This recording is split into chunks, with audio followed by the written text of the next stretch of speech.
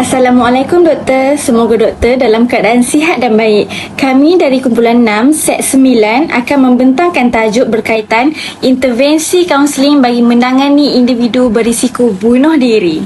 Kumpulan kami terdiri daripada 7 orang, iaitu saya sendiri, Siti Khadijah binti Abdul Ghani, Khairul Kushairah binti Muhammad, Nur Syahirah binti Azhar, Nur Nabila Farhana binti Syafi'i, Rafhana Naimah binti Khairul Azhar, Nur Liana binti Nordin, dan yang terakhir Aisyah Syahirah binti Kamaruddin. Saya mulakan dengan pengenalan. Bunuh diri? Apa yang kita faham tentang bunuh diri? Betul ke bunuh diri kes paling dahsyat? Mari kita lihat. Dari segi definisi, bunuh diri merujuk kepada tindakan sengaja seseorang individu untuk menamatkan nyawanya sendiri. Tindakan ini boleh berlaku secara langsung atau tidak langsung, dan ia bukan hanya melibatkan aspek fizikal semata-mata tetapi turut merangkumi aspek kognitif, emosi dan sosial individu.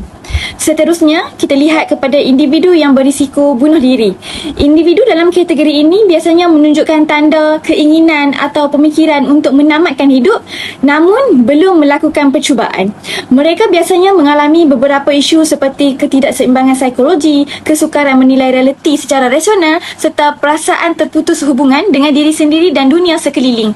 Keadaan ini memberi gambaran bahawa mereka memerlukan bantuan dan sokongan segera. Seterusnya, daripada sudut statistik WHO, isu bunuh diri semakin meningkat dan kini menjadi salah satu isu kesihatan mental yang sensitif di Malaysia dan di seluruh dunia.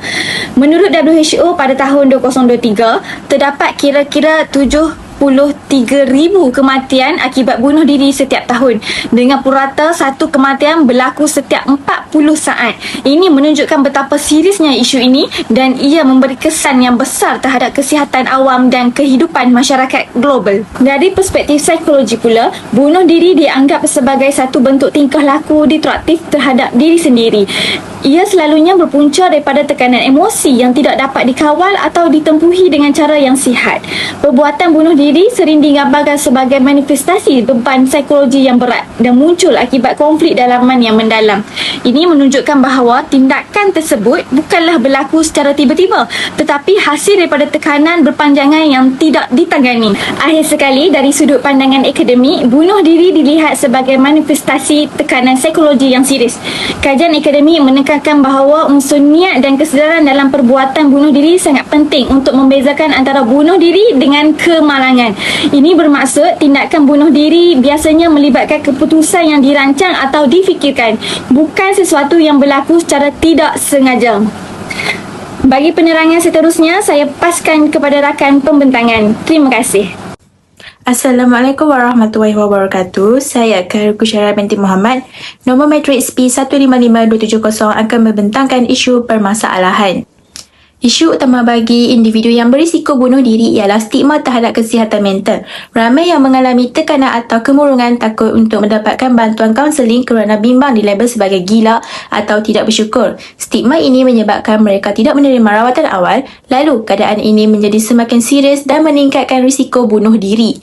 Kementerian Kesihatan Malaysia juga menyatakan bahawa stigma dan diskriminasi masih menjadi cabaran yang utama. Hal ini disokong oleh data PDRM yang menunjukkan peningkatan kes bunuh diri daripada 613 kes pada tahun 2020 kepada 1142 kes pada tahun 2021, iaitu peningkatan sebanyak 80%.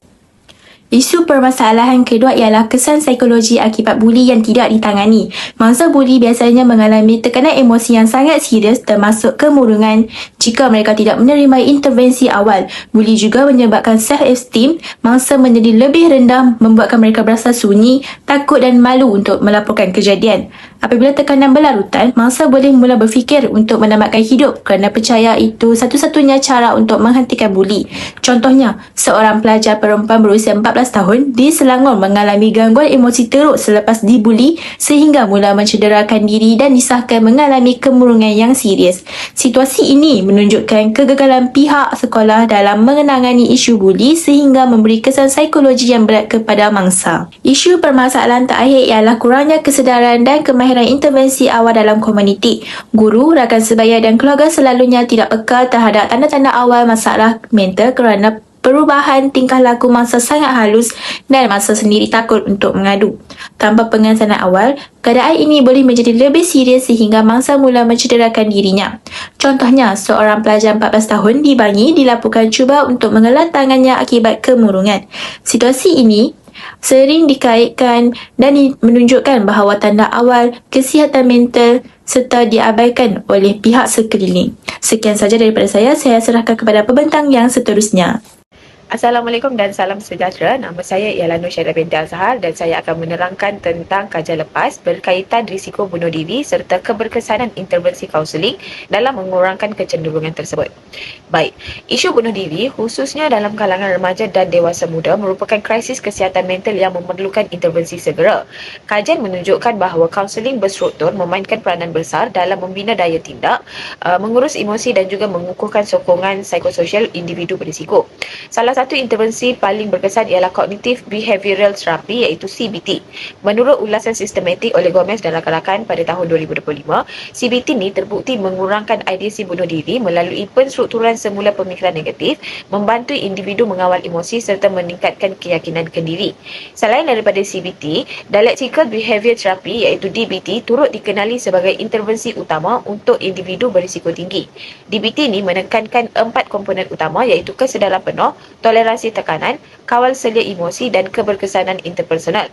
Kajian oleh Linehan pada tahun 2020 menunjukkan bahawa DBT ini berkesan dalam mengurangkan impuls bunuh diri dan tingkah laku mencederakan diri. Akhir sekali, kajian oleh Wu pada tahun 2024 pula menekankan bahawa individu yang mempunyai kemurungan dan kemahiran penyelesaian masalah yang lemah lebih berisiko terhadap pemikiran bunuh diri.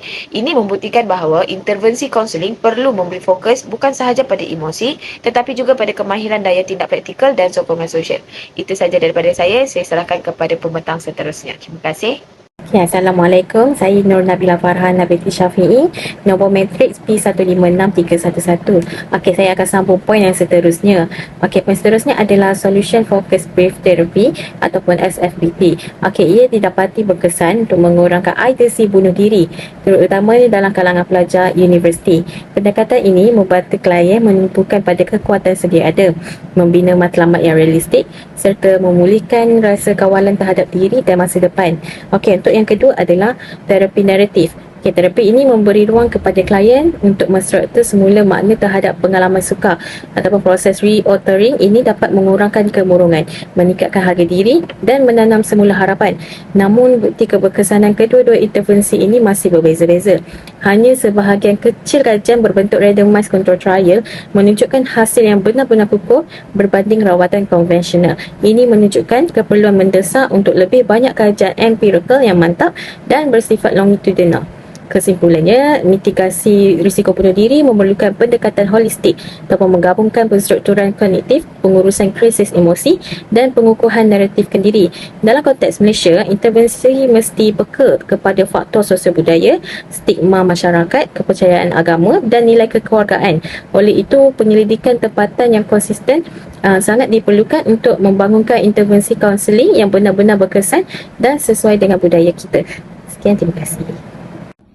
Nama saya Rafhana Naimah binti Khairul Azhar, nombor matrik P155929 dan saya akan membentangkan bahagian perbincangan. Perbincangan ini menyentuh tentang peranan dan kepentingan intervensi kaunseling di sekolah. Pertamanya, intervensi kaunseling yang sistematik berjaya mengurangkan kecenderungan bunuh diri. Pendekatan yang komprehensif seperti latihan gatekeeper dan kaunseling krisis sangat penting. Seterusnya, persediaan kaki tangan sekolah mempengaruhi keberkesanan respons. Bukan itu sahaja, latihan khusus seperti ASIS meningkatkan keberkesanan intervensi. Kejayaan intervensi ini juga amat bergantung kepada kualiti latihan kaunselor. Poin kedua dalam bahagian perbincangan menyentuh tentang halangan dan kekangan keberkesanan intervensi. Pertama, banyak intervensi yang tidak diuji melalui metodologi yang kukuh. Terdapat banyak kajian pasca cubaan bunuh diri yang terhad dan kurang berkualiti. Seterusnya, sukar menyesuaikan kajian antarabangsa ke dalam konteks Malaysia. Terdapat juga stigma, kekangan sumber dan isu adaptasi budaya yang melemahkan intervensi. Intervensi terasing tanpa integrasi sistem adalah kurang berkesan. Poin ketiga dan terakhir dalam bahagian perbincangan menyentuh tentang strategi memperkukuh intervensi kaunseling. Pertamanya, perlunya pendekatan yang sistematik dalam lingkungan keluarga, rakan sebaya dan komuniti yang terlibat. Kita juga perlu pelan keselamatan dan sokongan yang bersepadu. Intervensi yang dilakukan juga perlu selaras dengan dasar sekolah dan juga SOP krisis. Latihan berterusan staf mengenai pengesanan awal amat penting. Seterusnya, tindakan proaktif seperti pendidikan kesihatan mental, latihan gatekeeper dan pasal krisis juga amat memainkan peranan. Assalamualaikum, saya Noliana binti Zadudin, nombor matrik P155509 akan menyambung pembentangan ini mengenai implikasi.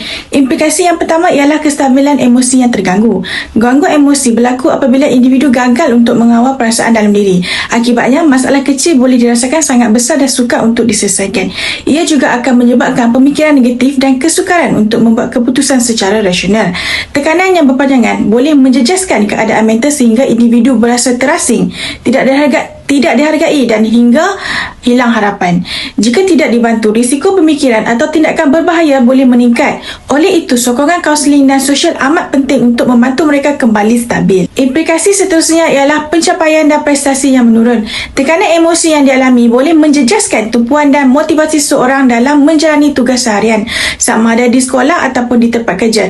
Individu mungkin menunjukkan prestasi merosot, sukar fokus, kurang kehadiran dan kurang semangat untuk berusaha.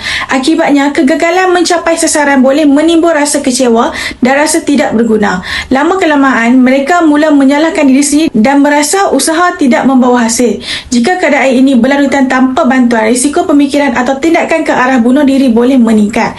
Tambahan pula apabila mereka merasa tiada tempat untuk bergantung atau meluahkan perasaan. Oleh itu, intervensi awal seperti kaunseling dan sokongan psikiatran amat penting untuk membantu mereka. Implikasi yang ketiga iaitu keyakinan diri semakin hilang. Individu yang berisiko membunuh diri sering merasa bahawa mereka telah gagal dalam hidup dan tidak layak dihargai oleh siapa. Perasaan ini menyebabkan tahap keyakinan diri mereka merosot dan mereka mula merasa takut untuk berinteraksi kerana bimbang dikritik atau dipandang negatif oleh orang sekeliling. Mereka juga kurang berani mencuba perkara baru kerana takut mengalami kegagalan yang sama. Hilangnya keyakinan diri ini membuatkan mereka terperangkap dalam perasaan putus asa, kesunyian dan tidak mampu mencari jalan keluar. Dalam keadaan ini, mereka mungkin melihat menamatkan hidup sebagai satu-satunya cara untuk melepaskan diri.